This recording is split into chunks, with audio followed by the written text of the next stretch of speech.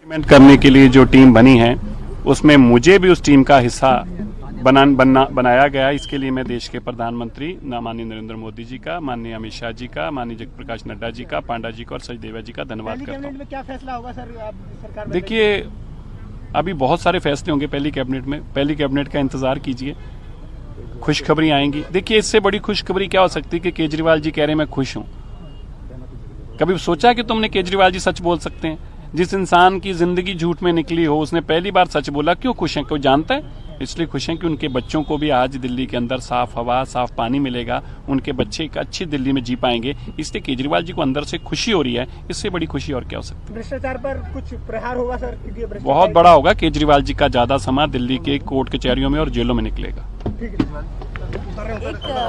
फर्क जो इस रिएक्शन के बाद दिखाई दे रहा है सागर जी कि जब कपिल मिश्रा से अरविंद केजरीवाल पर सवाल पूछा जा रहा था तो उन्होंने अपने आप को होल्ड कर लिया और फिर सच ने क्या जबरदस्त जवाब दिया कि अरविंद केजरीवाल भी खुश है।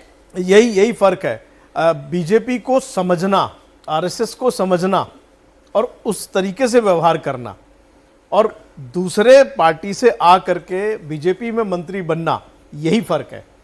सिरसा जी का जो बैकग्राउंड है वो आरएसएस और बीजेपी का नहीं है और कपिल मिश्रा ने बचपन से अपने घर में आरएसएस और बीजेपी को देखा है।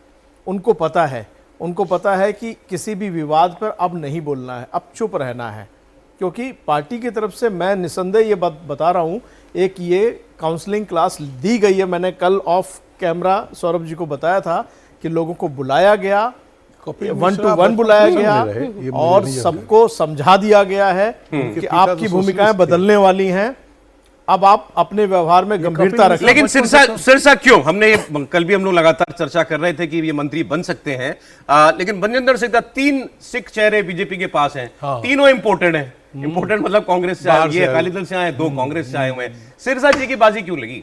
देखिए, सिरसा जी की बाजी इसलिए लगी, एक तो बादल परिवार के साथ उनके पुराने और उनकी पंजाब की समझ।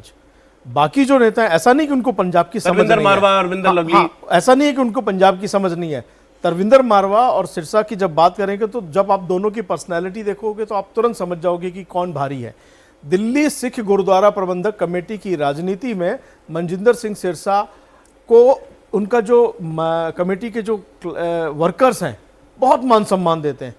एक ग्रुप है बहुत बड़ा जो उसको बहुत सम्मान देता है। वो क्यों देता है? वो इसलिए देता है क्योंकि सिरसा ने उनके सैलरी, उनके वेजेस, उनके बहुत सारे लीगल इश्यूज को सॉर्ट आउट किया, खत्म किया, तो वो उसका सम्मान करते हैं। शायद भारतीय जनता पार्टी अब दिल्ली सिख गुरुद्वारा प्रबंधक कमेटी की तरफ नजर लगा रही है।